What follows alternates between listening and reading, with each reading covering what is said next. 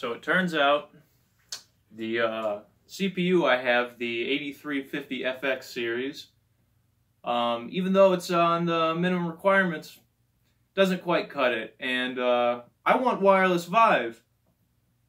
I ain't having blurriness like this, so I said, get me a new fucking CPU.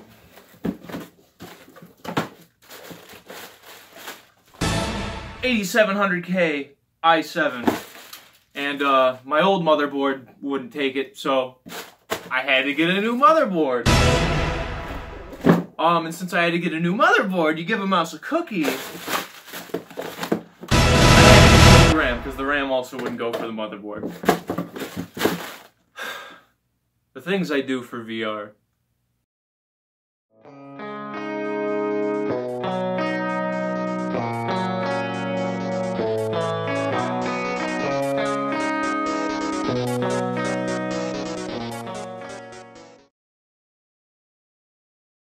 Shakira.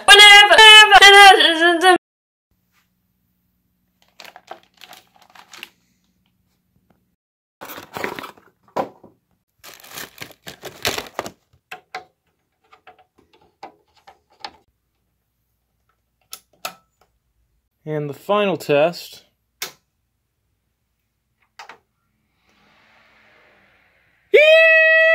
Look at those lights, boy! Oh my god!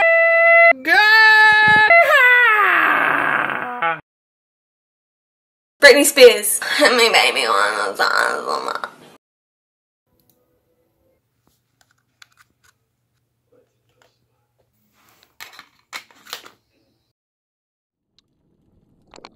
Okay, well, I notice how instantly clear it is.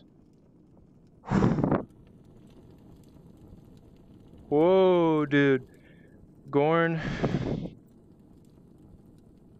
you have the pleasure of being my first test with this shit. Woo, this is a lot better instantly, I can already tell. I'm gonna see if I can pump up my SS now. 1.8. My god! Okay, so, where's my chaperones? I'm gonna have to turn those up. Steam menus, perfect. No problem. Can I even get a blur? Oh my god. So you may notice the camera's super far away. So now that I don't have a wire attached above my head, am I even facing the camera? Yeah, I am. The room is so big now. Since I don't have a wire attached to my head, I don't have a physical limitation of where I can go.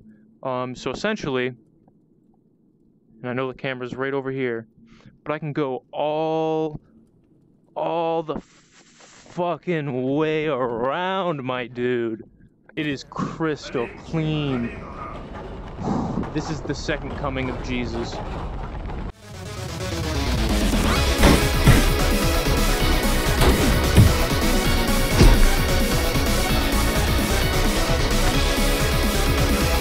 He's in my zone.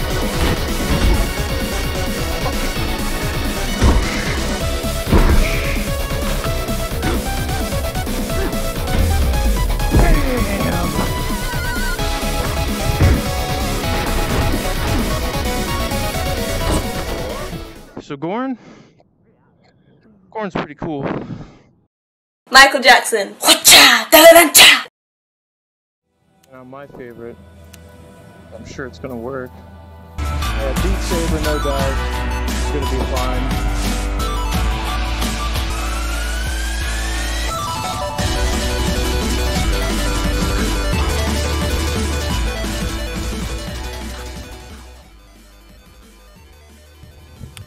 I'm in debt now, and I'm happy. Now that I've had some time with the Vive Wireless, I have some stuff I can say about it. It's crazy. My last CPU was definitely keeping me from experiencing anything close to what I have experienced now with my new upgrades. The minimum requirements listed are a little bit misleading, which is upsetting for someone like me and anyone else who was just in that line to come and find that it was a complete disaster to try to run it with in my case, an FX8350, which was the minimum requirement that was listed by HTC themselves. Now that I've upgraded to a better CPU, I can confirm that it was the bottleneck in my previous build, the CPU itself. It is definitely a CPU-bound process, the Vive wireless and whatnot, and if you have a weaker end CPU, you'll find probably a loss of performance the lower grade CPU you go down in. Gameplay is seamless. I find it really hard to find any time I get blur-ins or blur-outs. It looks exactly the same as a wired connection. Visually identical. I also have played around with having a Wi-Fi router in the same room that I have my setup in. I can't find that it does have any bit of interference with that, and I believe they even said it wouldn't, which I just wanted to make sure and confirm.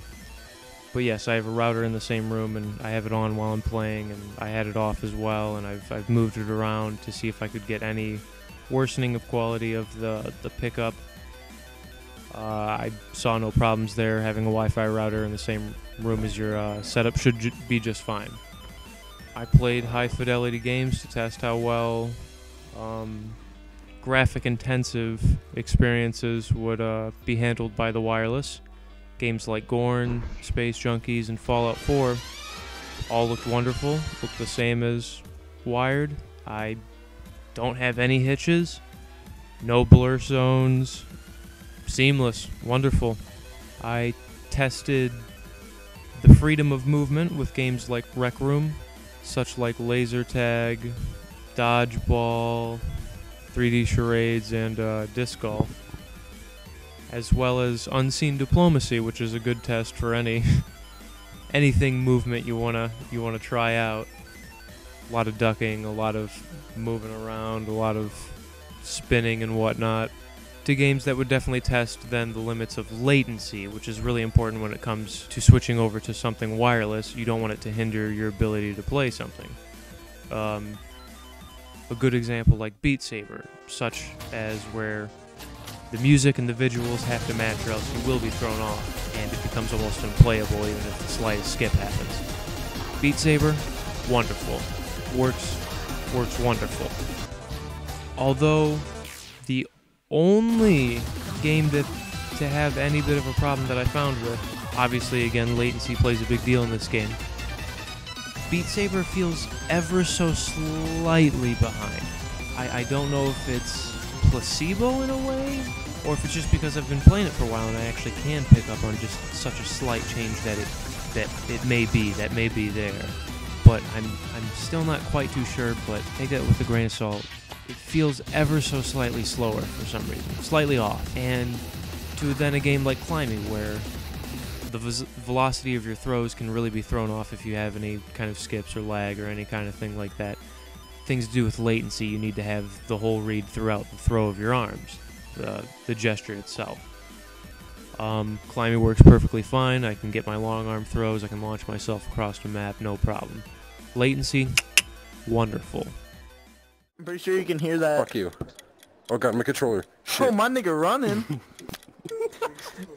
Here, wait, no. Betty, come here. Betty, no. Stop! Come here. Oh, I about slipped on my floor. What? Now, a couple of gripes to have with the wireless is, I feel it's a bit of a short battery life, especially for the charging time it takes, and especially for the context of how it is sent to the consumer. Short battery life of about around 3 hours. I haven't timed it, but that would be my guesstimation, around 3 hours, maybe 4 if I was to give it a bit of a leg up.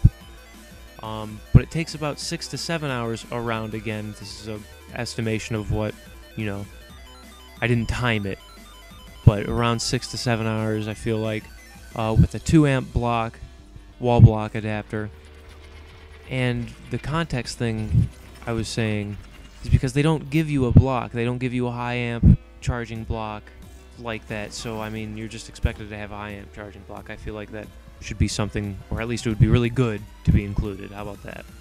The receiver itself for the wireless, the clip mount, let me just say, the clip mount, why? I don't have a TV that's thin like that at my disposal. I mean, maybe some other people do, but fuck you. The link box as well. While you do free up an HDMI and USB from the previous link box using the wireless, the link box, the original one, is still needed to use power management on your lighthouses or base stations. So unless you want to unplug your base station each time, you still kind of have to use one USB for that original link box to continue with power management on your lighthouses. Overall, $300, Vive wireless. You tired of breaking cords? You tired of tripping around on that shit? You tired of, you know, being connected, not being able to run around spinning and whatnot without giving a care to the wind? $300. That's alright. I'd do it again. Would buy. 8 out of 10. Time is just a construct of human instrumentation. Ariana Grande.